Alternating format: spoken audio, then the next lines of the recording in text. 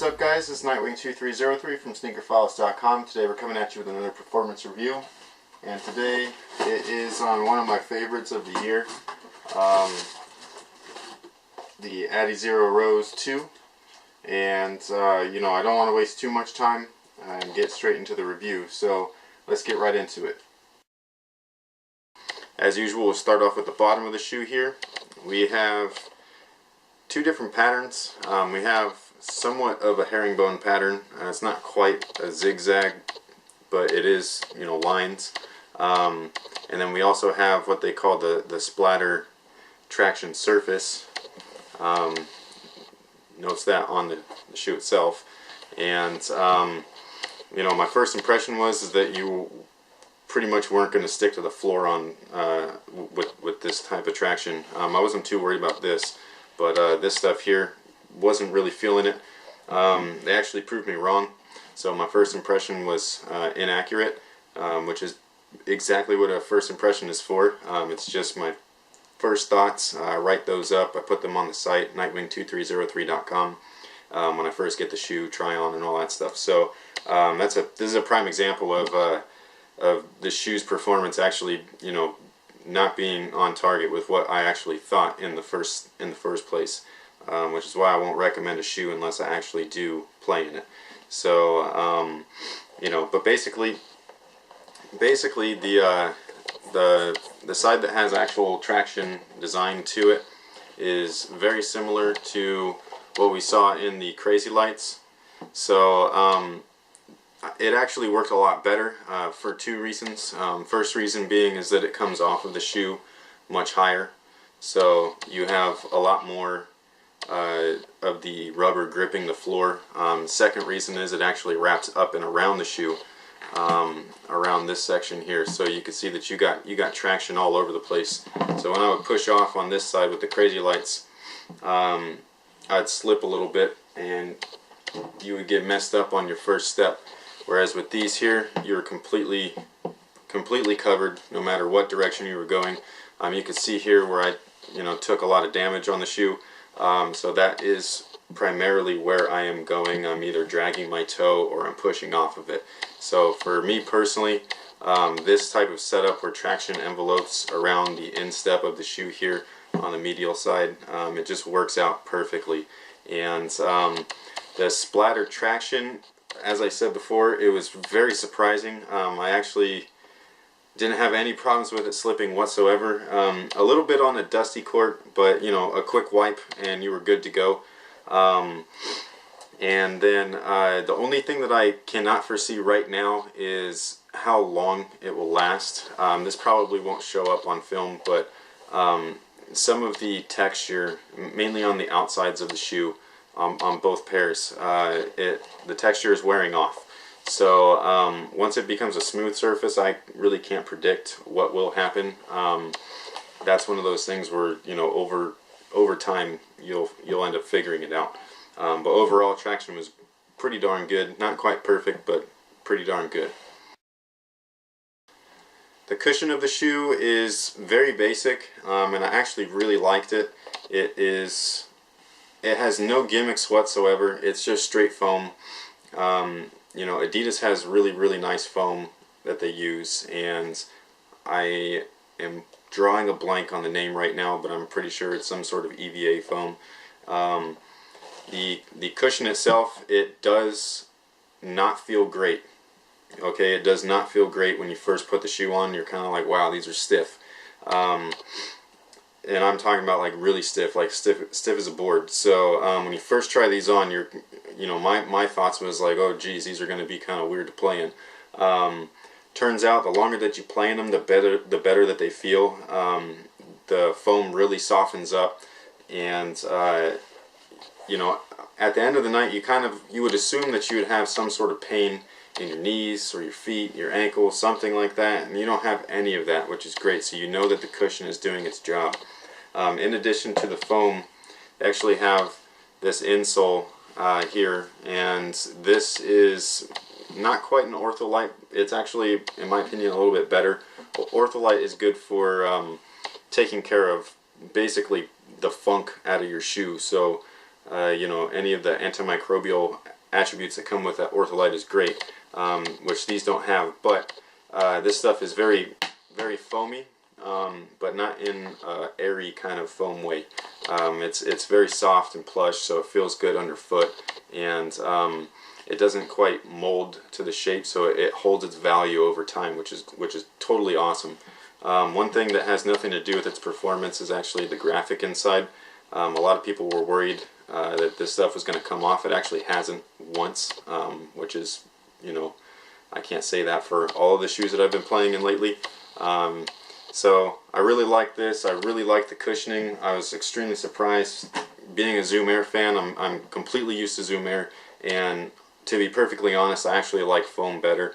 Ever since playing in the Crazy Light, the Micro G's from Under Armour, and now these, and I've just moved on to the Flyweights, all of which are strictly foam-based cushioning, and I can honestly tell you that I actually prefer foam-based cushioning over anything else at this point, which is strange because I've been using Zoom Air for like 14 years, something like that. So foam is where it's at. I absolutely love it.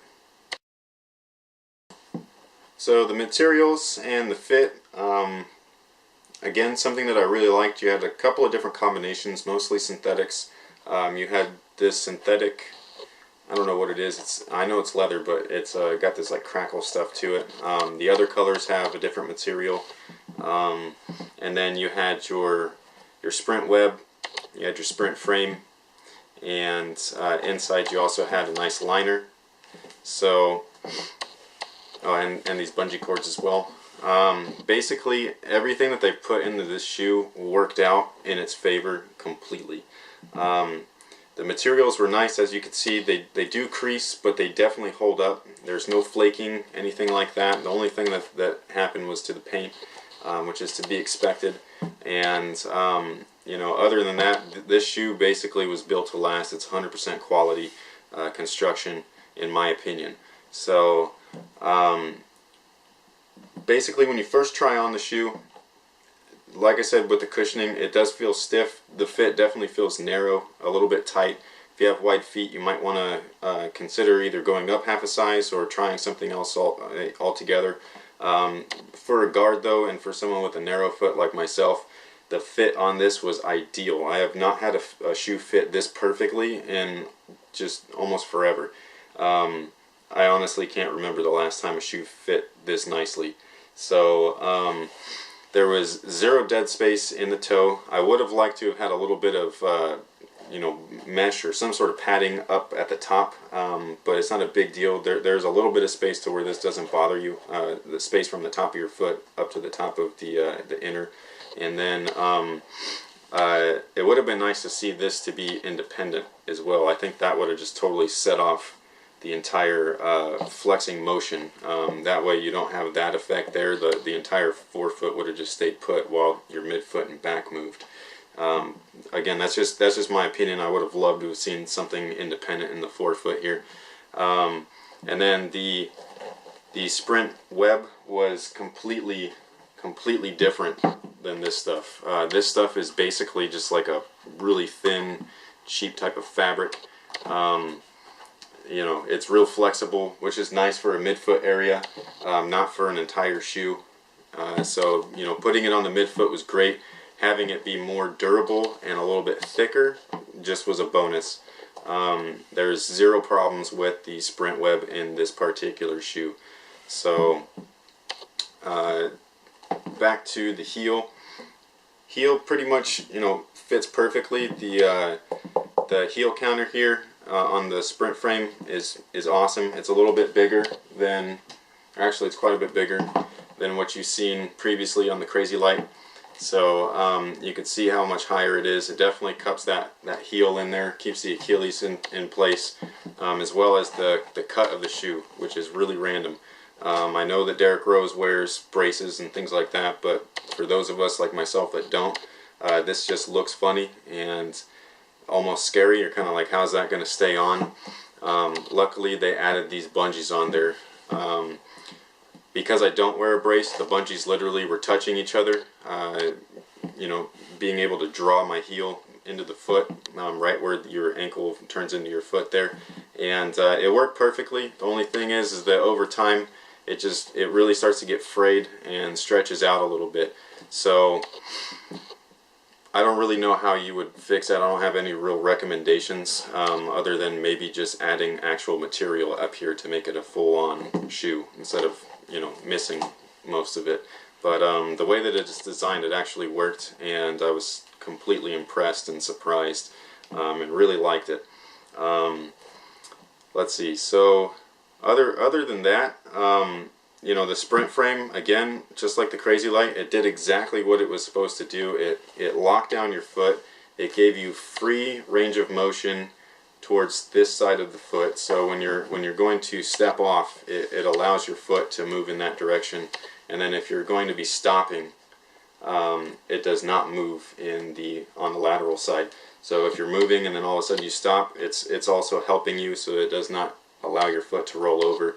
And again, when you're pushing off, the sprint frame is loose on this side, not loose but a little bit lower, so it allows that motion to be able to move with your foot. Very natural feeling. I absolutely loved it. It was fantastic.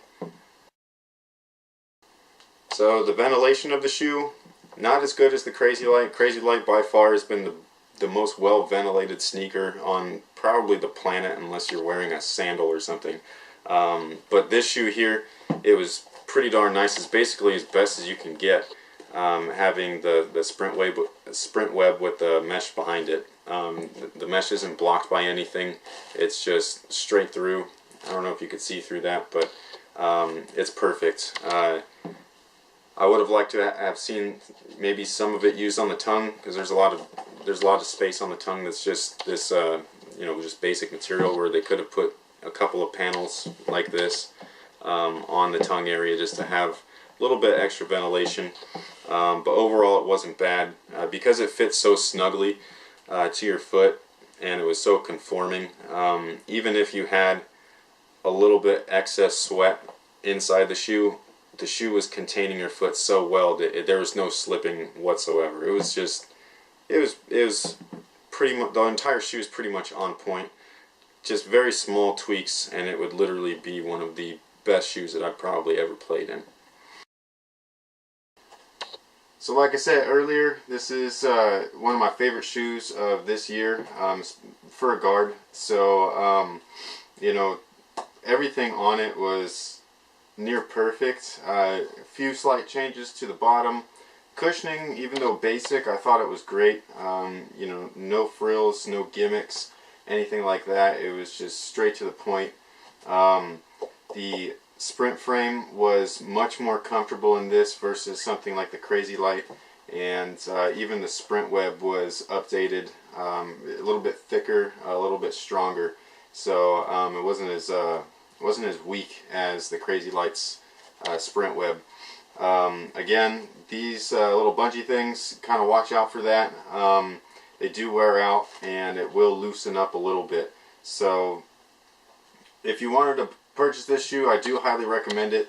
However, there's going to be the 2.0, which is not the 2.0 but the 2.5, and that's going to be a higher cut version without these little straps.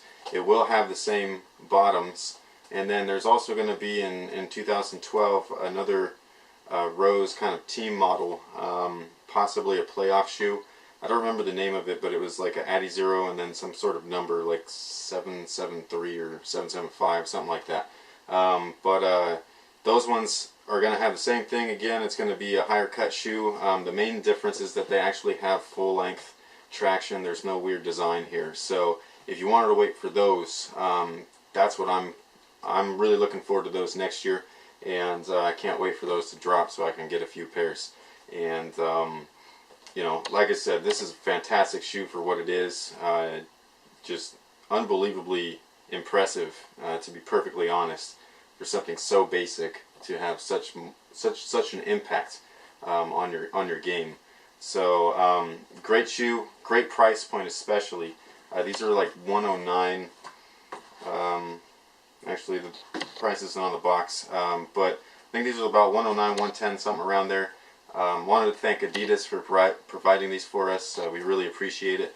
And stay tuned for the next review because we got more things coming. So Crazy 8s, LeBron 9s, Zoom rookies.